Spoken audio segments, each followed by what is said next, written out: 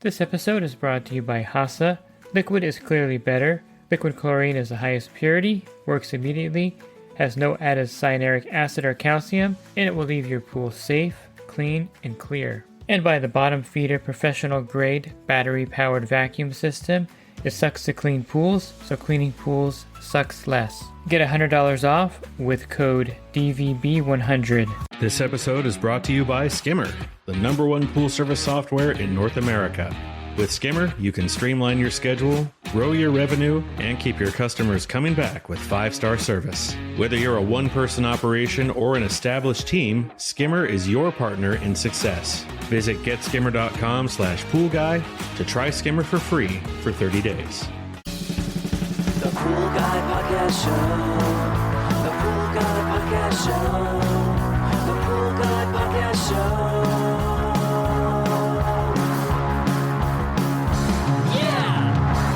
Hi, and welcome to the Pool Guy Podcast Show. In this episode, I'm going to go over ways to scale your business. And there are different ways to scale, and I'm going to just give you a few categories that you may be able to apply to your business to scale your route. And this is working the same amount of hours, but making a lot more money. Are you a pool service pro looking to take your business to the next level? Join the Pool Guy Coaching Program. Get expert advice, business tips, exclusive content, and get direct support. For me, I'm a 35-year veteran in the industry. Whether you're starting out or scaling up, I've got the tools to help you succeed. Learn more at swimmingpoollearning.com. The first thing is to understand if you're ready to scale your business or not. And this is a critical question because if you're not ready to scale, it could become a disaster. And there are certain things you need to get in place to scale properly. You also have to know which direction you want to scale. Do you want to scale within the pool industry, or do you want to scale somewhere outside the pool industry where you can develop some passive income or income, future income or investment income? And it's up to you to decide what's best for you. There are a lot of single poolers that scale outside the industry and are very successful in other avenues. I gave you this example before, but I know a pool pro that's really successful with coin-operated laundry machines. He has 2 or 3 locations now, and he has someone that goes in there that fixes the machines for him when they break down, and he also has someone that collects the money. So it's a very passive income outside of his regular pool service income, and I'll touch on more ways to scale outside the industry later on. Now, I mentioned you have to be ready to scale. You have to be ready for some headaches that are involved when you bring on an employee part-time or full-time. And you have to do a really good calculation of how much profit you're going to actually make by bringing on an employee.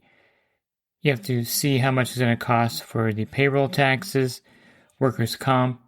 Are you going to pay them per pool or hourly? All those are factors in the overall cost of the employee.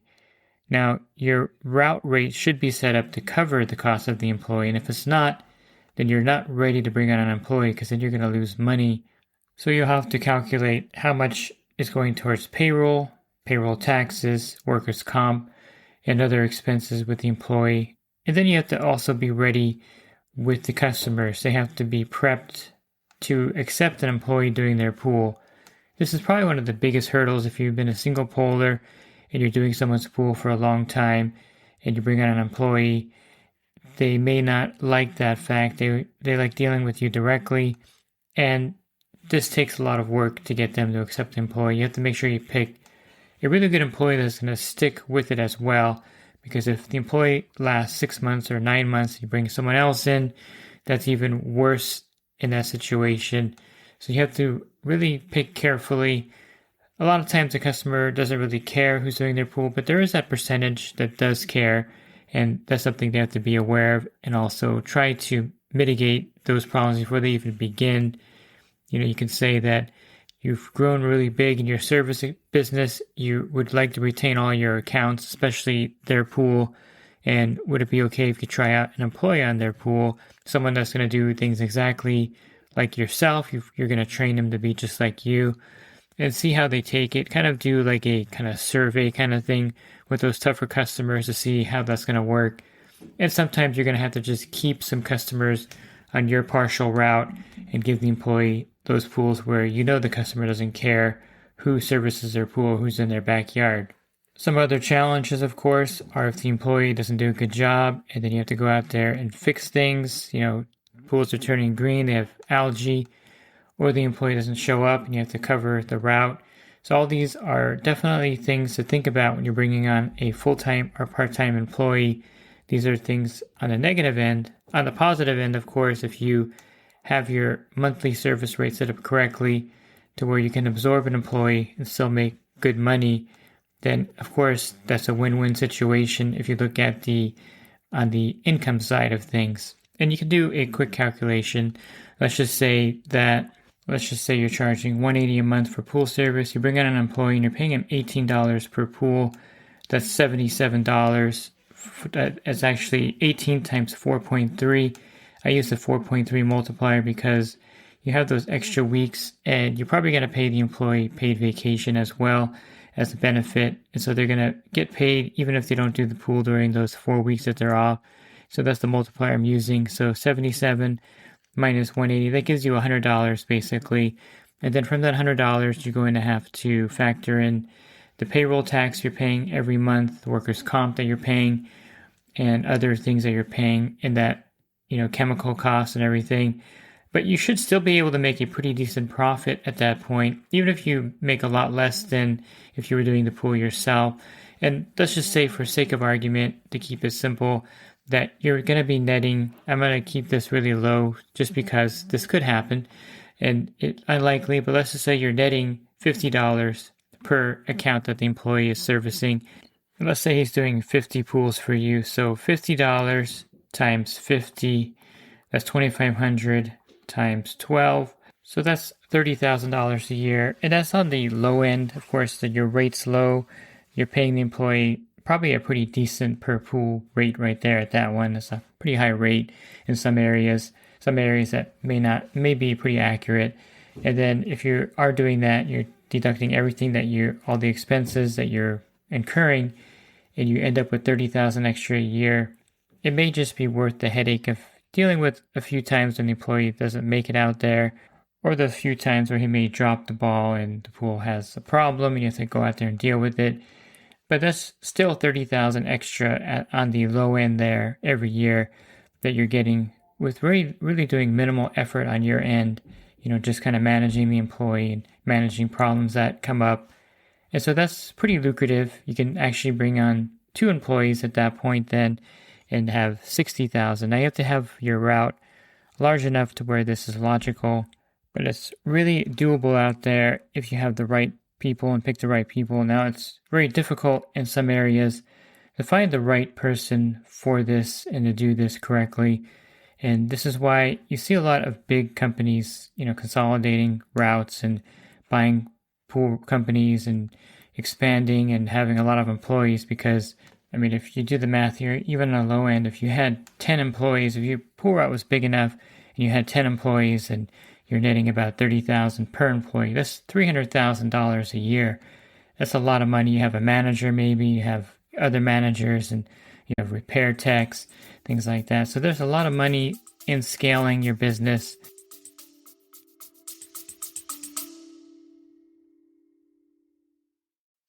And the Pool Guy Podcast Show has teamed up with UPA to bring you affordable, reliable liability insurance starting at just $64 a month.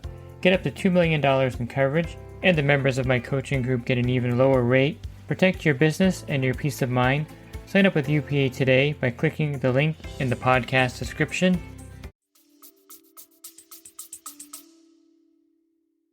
Of course, you may just want to start with one part-time employee, and there's different ways of doing it. There's 2 ways you can bring on an employee, and I think it's really successful if you bring on an employee that rides along with you, probably for at least a good 1 month to 6 weeks, and they're just kind of like a ride-along partner with you. You're paying them, they're learning the pools, and you're training them to where once they're on their own, they can do the pools. And most of the time, you would want to provide a work truck vehicle for them and a gas card, so that they have a dedicated work truck under your company you can kind of get away with having them use their own vehicle, but there's a lot of gray areas if they're an employee driving their own vehicle, and you may not want to enter those kind of murky areas. You just would want to get a truck. And you can write all these expenses off on your taxes, by the way. So that's the nice thing about having an employee, because it does create a tax burden on your end, and you can deduct more off of your income with these deductions. You know, the cost of the vehicle, the cost of fuel, all these things go towards your business expenses. So it is kind of a good thing on the other end of it when you're filing. You'd have to have a good CPA that walks you through, you know, is an employee something that you can bring on, and is this something that's logical? And then even in the smaller details of this, if you have a spouse that you want to bring in to do bookkeeping and do accounting for you and pay them, this also may be a way to offset a lot of your corporate tax if you're incorporated. And this is something to consider as well. So these are all different things you can, of course, talk with your professional tax advisor with, and they can help you fine-tune all of this. Let's say that you just don't like the idea of bringing on an employee, but you still want to scale. You don't want to turn down those accounts, and you can manage, let's say, 80 pools pretty comfortably on your pool route, and you just like getting new accounts, and you don't want to turn down business. And there's a way to scale here as well, and this is more or less scaling your income, but also not keeping the pools. So let me just describe this way of scaling. And this is done successfully in a lot of areas where you're working with a builder. The builder's throwing a lot of pools your way. You're securing a lot of brand new accounts with all new equipment, new pool surface. All this is really nice to have on your pool route. And you're just building it up, and you're a single poler, and you just don't want to keep these accounts. So you're doing 80 pools, then you get to 90 pools. And what you can do is that you can sell off about 15 of the pools that you've been doing for a year. And if you're working with a builder, this is really easy to do, because you can tell the customer, yeah, I'll be servicing the pools for the builder. At some point, I'm going to transition to another service company for you. But in the meantime, for the next year and a half, I'll be doing the pool directly for the builder. Any problems you have, I can help you get some warranty work through the builder. And after that time, I'm going to transition you to another service company. You can have that conversation with them if you'd like to, or you can have the conversation when you do sell those pools. But let's just say you sell off 15 pools, and let's just, for sake of argument, let's say you're charging $185 a month. And so that's 185, that's $2,775 times 12 multiplier. So for about $30,000 to $33,000, you can sell these 15 pools to someone. Let's just say $30,000. You sell these 15 pools, and you just put $30,000 in the bank, and you're back down to 75 pools, and then you start building back up to 90 again, and then you sell another 15 the following year. That's another $30,000. So after 3 years of doing this, you have $90,000 from doing this. So very similar to the income you would have with an employee, the $30,000 example that I gave you earlier. But this way, you really have no headaches. You just have a little extra work because you're doing 10 extra pools, 10 pools more than you normally would do. But then you'll break that and sell those and get down to 75 again and start working your way up again. So it's definitely a way to scale as well. You're not actually building your pool route up, but you are scaling economically or financially, or with your income, I should say, make it clear here. And you're also getting a tighter and better route because you're keeping some of these really sweet pools, and your route is going to be just one of those where you're in and out, and you're actually looking for things to do at the service account because the pool is such a sweet pool. So that's another way to scale. If you're working with a builder, you're getting a lot of new builds, and you don't want to bring on somebody, you can scale this way very successfully. And there are several people that I know that are doing this, and it's really lucrative because you're selling some really nice pools too, and the person buying them is getting a really nice partial route. They're not all junky pools. They're all new builds basically. And it's really easy to transition because you can just tell the customer that you did the pool for a year for the builder, and now you're transitioning their pool over to the person you always give it to, crystal clear pools or whatever, and, figure out a way to explain it logically to the customer. And you wouldn't have any problem doing this because this model, again, is very successful and is being utilized by a lot of pool pros out there currently. And the third way that I'll describe scaling here is scaling outside the industry. Even if you're a single poler, you could put a lot of money into your savings, and you can use that money to, again, buy a business. Like I mentioned, the coin laundry. You can buy rental real estate, which I think pool pros are really set up to do because you have good customer service skills already. You can talk to people. So talking to a tenant is no different than talking to a service customer. And you kind of know the area of your city or know the surrounding areas really well because you drive through all the neighborhoods and you know the good areas, Class A areas, Class B, Class C. And so you're not going to make a mistake of buying something that's in a really bad area that you can't get anyone to rent. So those are some advantages you have built in. And you don't really need a lot to get started. You just need about 25% for a down payment. So if you're looking at something that's $500,000, you would need about $125,000 down. Realistically, you would want to have about $150,000 because you're going to want some reserves. And then you can buy a multifamily property and then rent it out with the DSCR loans available now, which is loans that are based on the rental income of the property and not on your income. It's really easy for someone self-employed to get one of these loans, and it's something that you can do, and you can scale by buying something every 2 or 3 years, let's say, putting that money to work to do that. And it's something that if you have 3 or 4 of these things, and eventually they're going to, if you don't do anything for 30 years, they're going to be paid off. You're going to have some really good income later, and possibly some pretty good income currently as you're renting them, and you're able to draw some income. Plus, on the flip side of that, that gives you a really great tax advantage with the IRS with real estate or a small business on the side. So if you are looking for ways to maximize your tax advantages, i.e. paying a lot less income taxes, this is a great way to do it. Again, your CPA would be able to guide you and let you know what the best way to scale outside the industry. But of course, I think the real estate is ideal for most pool pros to jump into. The bottom line is that this industry or this profession gives you the ability to scale in one avenue or another. And it would be really foolish not to use this aspect of the pool service business to scale. There's a parable in the Bible about talents. Someone gets 10 talents, someone gets 5, someone gets 1. And the person that gets 10 doubles them, gets 20. The one that had 5 doubles it and gets 10. And the one that had 1 talent kind of buried it in the dirt and didn't invest it or do anything with it. And if you read that particular verse, you'll see what happens to that servant that got that 1 talent. It didn't turn out well for him.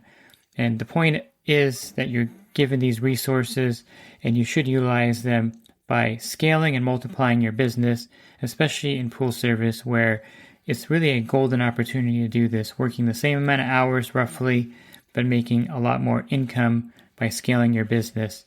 Looking for other podcasts? You can find those on my website, swimmingpoollearning.com. I have a podcast icon at the top, and you have over 1,800 podcasts that you can listen to there. And if you're interested in the coaching program, you can learn more at poolguidecoaching.com. Thanks for listening to this podcast. Have a great rest of your week, and God bless. This episode is brought to you by HASA, providing products that deliver clean, healthy water for every aspect of everyday life. The bottom feeder battery-powered vacuum system, portable, powerful, and only weighs 12 pounds. And Skimmer. Get Skimmer, America's #1 pool service software. Podcast listeners can try Skimmer for free at getskimmer.com/poolguy.